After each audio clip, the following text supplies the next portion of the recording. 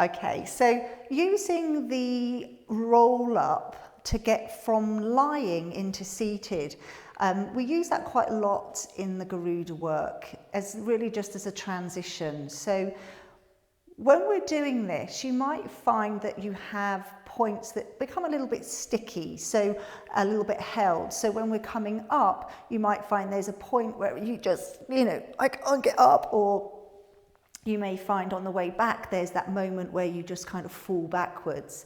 So I'm just going to talk you through ways in which we can just get this a little bit smoother and some options for you to modify. So I'll show you the movement, and then I'm just going to bring in some of the options that you might choose to use. So we generally start in a bridge to come up, and I'll talk you, there's going to be other videos about the bridge and the technique here. We take the arms back, reaching into the space behind us. Once the arms are back, we're lengthening.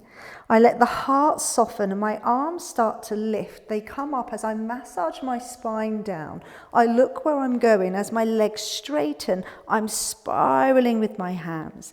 I then find my sit bones and I reach from my sit bones. Just watch that the shoulders don't lift up here. Again, we want that hugging of the back ribs and really opening into the back of the body with that length.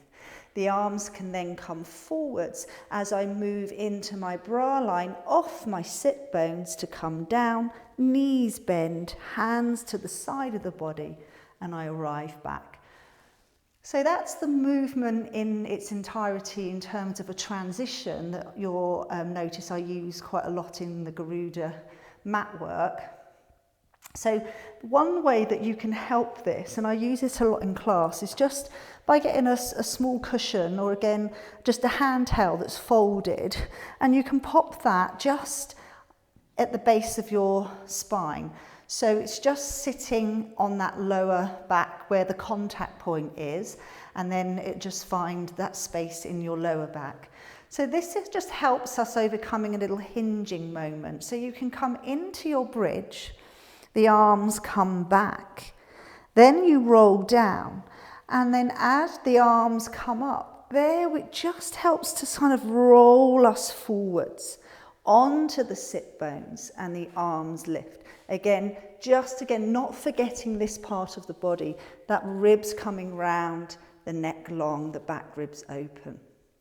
And then when you come down, you start to roll down.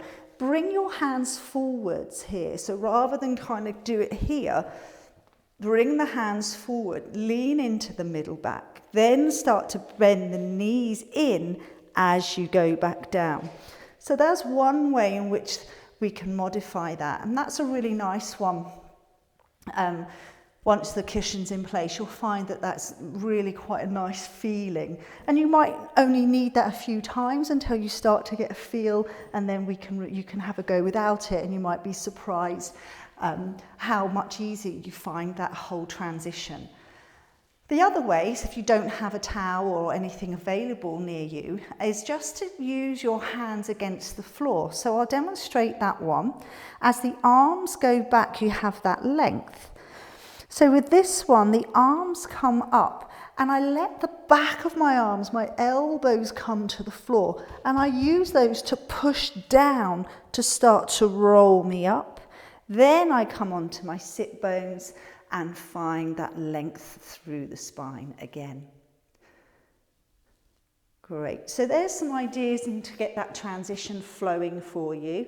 It only takes a few times of modifications, generally, where you can then start to feel that flow, and just makes it feel a little bit easier. So hope that's helpful. Thank you.